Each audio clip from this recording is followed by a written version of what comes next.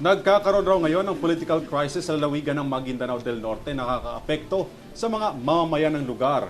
Ito raw ay dahil sa dalawang gobernador na nakaupo sa pwesto. Si Ashley Lupena para sa detalye ng balita. Dalawang tao ngayon ang naglalaban para sa pwesto ng gobernador sa lalawigan ng Maguindanao del Norte. Ayon sa tala, si Bay Fatima Aini Sinsuat na sinabing itinalaga ni Pangulong Marcos na uupo bilang acting governor ng lalawigan. Ngunit may nagsasabi rin na si Abdul Rauf Makakua ay hinirang nagagampan bilang acting governor ng Maguindanao del Norte. Sabi ng batas, yung mananalong vice-gobernador at yung pinaka-ranking na board member na nanalo nung nakarang halalan ay magsisilbing gobernador at vice-gobernador pansamantala hanggat hindi na nahahalal ang papalit sa kanila. And it's stated there under Section 50 that whoever is elected vice governor in the last election, 2022, vice governor will serve as acting governor.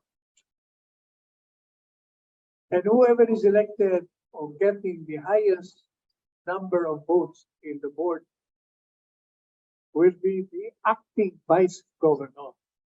Ayon kay Attorney Panelo, nangyayari ang krisis dahil hindi binigyan ng pondo ng local government finance ang isang gobernador upang mapatakbo ang lugar nito, sapagkat tumangging magbigay ng pondo ang LGF dahil ang nangyaring plebisito ay ginawa matapos ang eleksyon na karaniwang ginagawa bago mag-eleksyon. The agency refused. Sabi na, teka muna, kasi sabi dapat yung plebiscite mangyari before. Hindi naman nangyari after.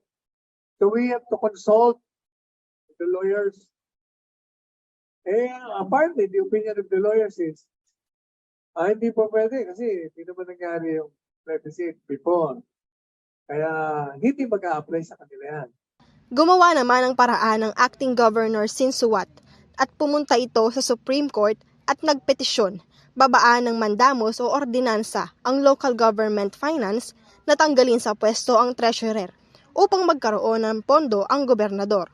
Governor Sinsuat pumunta sa Korte Suprema. She went to the Supreme Court and petitioned the court for the issuance of a writ of mandamus requiring the DLGM, Bureau of Local Finance, to designate the treasurer para meron na sila. Kasalukuyan na hindi pa rin nasusolusyonan ang nasabing pagkakaroon ng hindi pagkakaintindihan tungkol sa usaping politikal. It has to resolve whether or not the governor who filed the petition has the authority and the legal basis to be entitled. Para sa EuroTV News, Ashley Ann Lupena, sumasaludo sa bawat Pilipino.